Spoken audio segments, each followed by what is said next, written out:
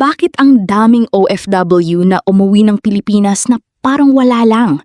Nagtrabaho ng 10 taon sa abroad at pag-uwi, mahirap pa rin?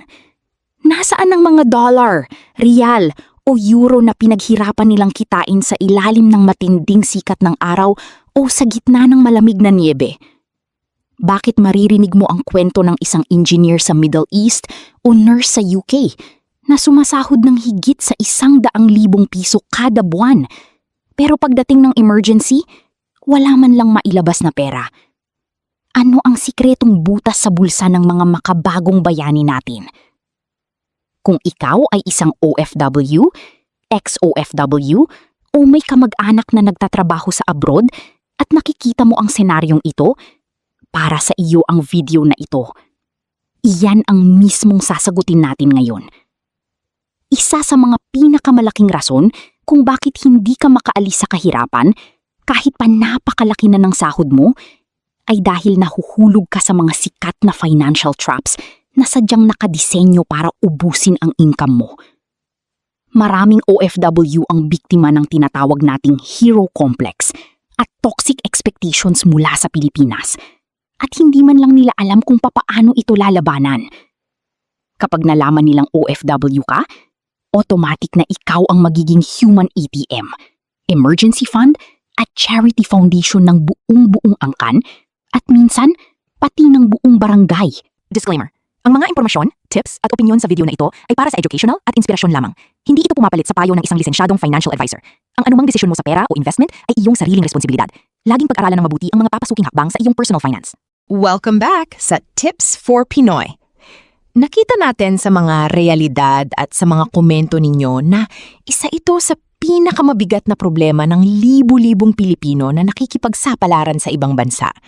Kaya sa araw na ito, hindi lang tayo mag-uusap ng simpleng in and out ng pera.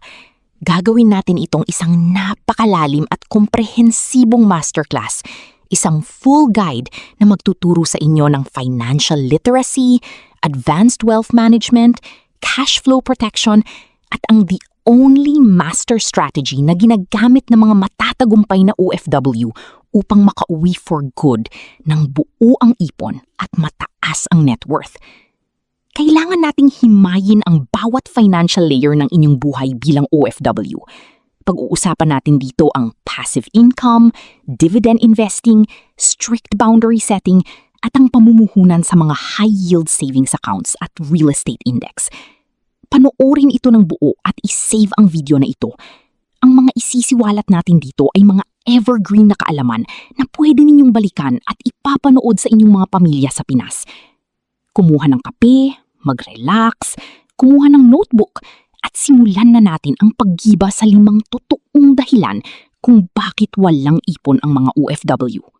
Ang pinakauna ay ang the toxic remittance dependency at ang breadwinner trap. Ang pinakaunang dahilan kung bakit inuutangan ka at inaasahan ng buong angkan mo ay dahil sa culture of absolute dependency. Sa Pilipinas, kapag sinabing OFW, ang automatic na translation sa isip ng mga kamag-anak ay, madaming pera yan, milyonaryo na yan. Ito ang tinatawag natin na OFW Hero Complex. Ikaw ang sumalo ng pagpapaaral sa mga pamangkin, ikaw ang pambayad sa kuryente, ikaw ang tagasagot sa mga medical bills ng mga tiyahin na hindi mo naman direct dependents. Ang resulta, nawawalan ka ng sarili mong savings.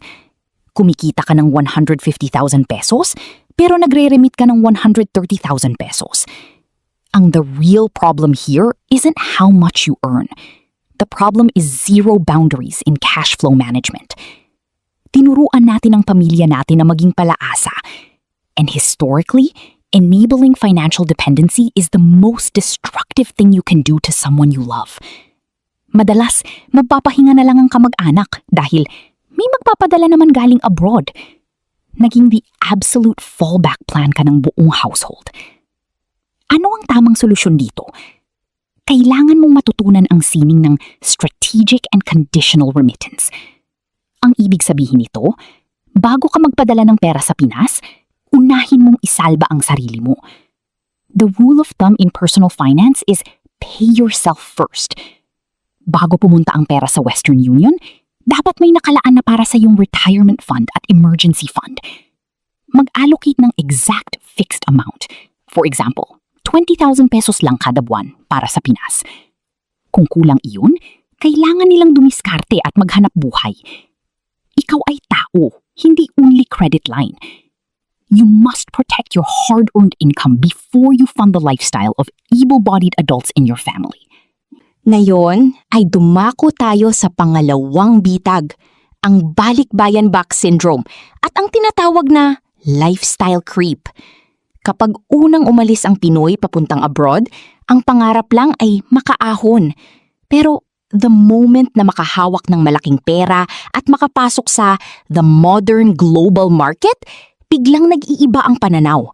Kailangan may latest iPhone, kailangan the best brands ang laman ng balikbayan box.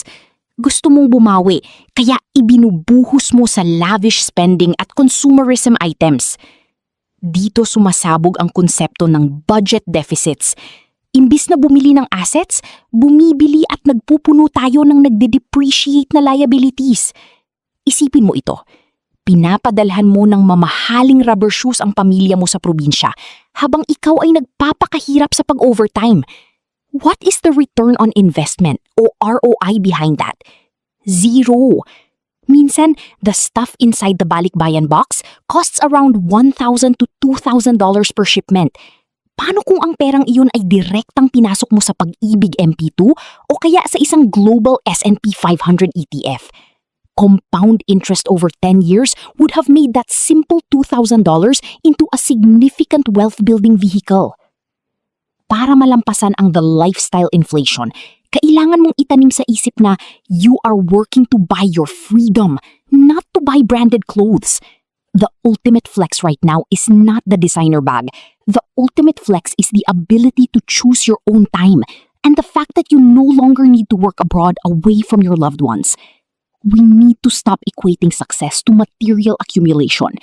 Let us reroute the funds meant for conspicuous consumption into dividend investing or aggressive passive income streams na tutulong sa iyong umuwi sa Pinas at mag-retire ng maaga. Pangatlong dahilan, at ito ay sobrang nakakadurog ng puso. Scams at the lack of true financial literacy. Ang mga OFW ay mayroong pera, ngunit madalas kulang sila sa tamang oras para pag-aralan the exact mechanics of investing.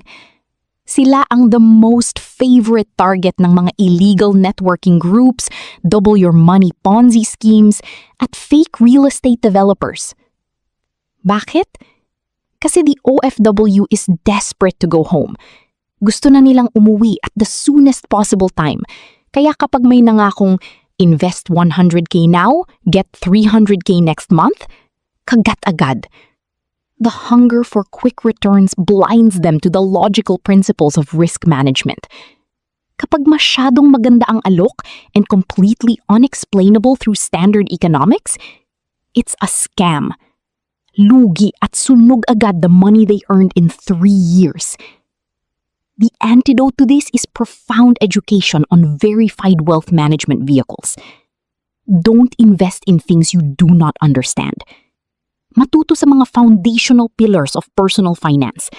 Ang risk-free instruments, gaya ng Pag-ibig MP2 na backed ng government natin, o kaya naman ay ang investing sa index funds at blue-chip stocks through licensed brokers like COL Financial o First Metro Sec, or the modern way of keeping high yields sa pamamagitan ng BSP-regulated digital banks with 4% to 6% interest rates para sa strict emergency funds. Do not chase overnight riches. Tunay na yaman ay binibuild patiently, step by step. Time in the market always beats timing the market. At ang pang-apat ay ang the one more year syndrome. Ang the one more year syndrome ay isang phenomenon na nangyayari kapag malapit na sanang umuwi ang OFW pero walang malinaw na retirement plan. Isang taon na lang, makaipon lang ako pampagawa ng ikalawang palapag ng bahay. Tapos the next year, isang taon pa uli para pambili ng kotse. Bago mo mamalayan, 20 taon na pala the span of your overseas contract. at matanda ka na. At ang masaklap, still completely broke because you never set an exit strategy. Bakit walang nangyayari kahit nagkaka-extensions? Kasi ang target ay mali. Ang target mo is to earn just enough to pay for a particular liability. The true exit strategy should be about hitting your FIRE, financial independence, retire early number. Ano ba ito? Ito yung halaga ng investments mo na automatically nag-generate ng 4% interest per year na enough to cover all your living expenses na hindi na kailangan magtrabaho. If your family's annual expense in the Philippines is 600,000 pesos, roughly 50K a month, then you need around 15 million pesos in income-generating assets at 4% yield to retire completely.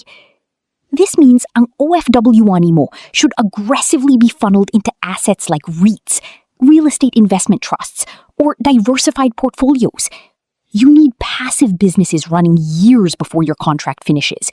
You must operate on a specific deadline with absolute certainty sa target numbers mo. At ang panglima ay ang the mistake of the frozen inflated house. This brings us to the fifth and arguably the most common financial trap ng mga kababayan natin na nag-a-abroad. Ang investment daw sa malaking bahay. Maraming Pinoy pag nagkapera abroad, building the biggest mansion in the province is the utmost priority. 5 bedrooms, 3 bathrooms, grand balcony, etc. Ngunit dahil nasa abroad sila continually, the house remains empty or inuukupan ng in-laws. What's the problem? The house has huge maintenance costs, amilyar, and it produces absolutely zero cash flow, lalo na kung ito ay considered as personal residence. In purely economic terms, putting 10 million in a dead concrete block that does not pay you monthly dividends is the complete opposite of strategic liquidity. You trapped your entire wealth in one non-performing asset. The smarter move is investing in cash flow properties or smaller, manageable multifamily apartments that yield stable monthly rental income. Pwede rin the more liquid alternative, ang REITs, where you literally own parts of commercial malls and office buildings at sumasahod ka quarterly based solely on the rent collected by the corporation. By shifting a bulk part of that mansion money into purely cash-flowing assets, you generate an eternal string of income na sasagot the bills later when you are no longer receiving overseas wages. Kapatid, lahat ng mga reasons and practical strategies na diniscuss natin are completely useless if there is zero execution on your end. Alam na the system is against you. Alam mo na yung traps of your toxic relatives setting you up to fail. And the hardest fight here is entirely emotional. It is the courage to finally say no to your family and say yes to your future self. In the end of the day, ang goal mo dapat bilang isang OFW ay umuwi. You left your country to make money, not to stay there as a permanent working machine until literally to the point of your physical breaking. A true OFW hero is someone who worked abroad temporarily, executed aggressive financial literacy skills, built sustainable portfolios with strong compound interest, set powerful boundaries, and finally came back to his motherland financially free, with total time freedom to spend with the people who matter. Baliktarin natin ang narrative. Mag-focus sa net worth at hindi sa appearance of wealth. Let us master absolute cash flow management, proper dividend investing, at intelligent risk profiling. Kaya mong umuwi ng Pilipinas na ang passive income exceeds your actual daily expenses. At kung ikaw ay pagod na at nais mo na ng permanent change, please comment down the exact words, "Uuwi akong mayaman." Gusto kong basahin ang comments nyo, and let's make a strong community of financially literate overseas workers ready to change the Philippines. Sana ang video na ito ay nagbibigay sa inyo ng supreme value into your mindset. Please hit the like button and deeply share it to all your OFW friends working in Dubai, Saudi, USA, Japan, at kung saan mang lupalop ng mundo. Let us spread real financial wisdom. Huwag kalimutan to subscribe sa Tips for Pinoy dahil we will continue creating powerful lessons on budgeting, business management, real estate scaling, and everything to achieve your financial dreams. Laging tandaan, maging wais sa pera, protect the future. Good luck po and God bless all OFWs out there.